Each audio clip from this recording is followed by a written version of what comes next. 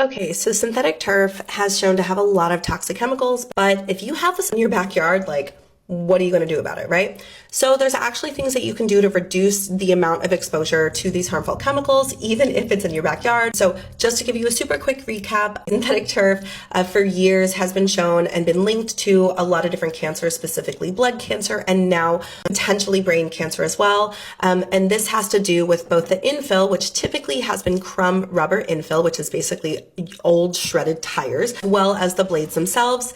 Now, old shredded tires, crumb rubber, that was recently banned in the EU. They have found it is far too toxic for humans and for wildlife. It has decimated whole entire populations of salmon due to the toxic chemicals that will leach out and then run off and get into like local rivers and streams. The blades themselves have been found to have multiple different types of PFAS.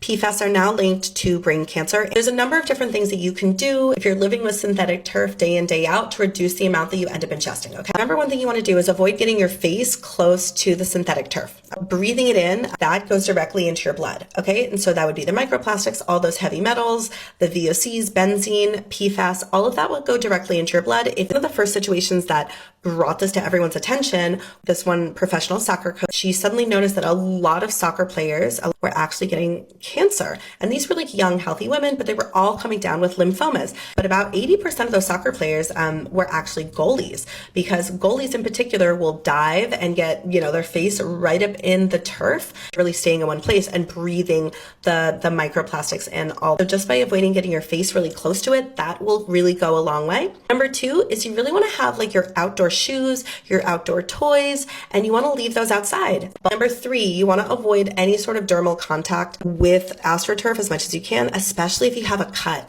So if you have any cuts on like your legs or your arms or your hands, you want to wash your hands immediately when you come inside.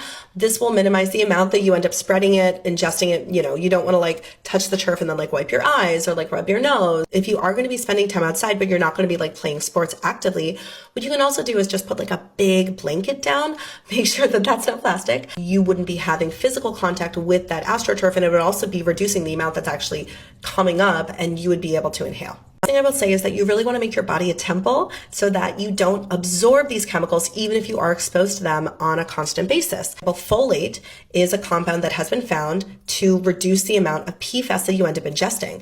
They found that people that had higher amounts of folate in their body also had less PFAS. It prevented their body from absorbing it to begin with. Probiotics as well have been proven to detox PFAS from your body. They work with other contaminants. Another one, and this was interesting, there was a study out of China, people that ingested a certain broccoli sprout beverage, gnarly, actually detoxified benzene. Now, benzene is one of the super toxic chemicals that is found in crumb rubber infill, okay? It was specifically a compound found in broccoli called sulforaphane, and broccoli has that. And then that actually reduced the amount of benzene in their body. And broccoli also has folate too. So again, eating really healthy, making your body a temple is going to prevent ingesting these chemicals.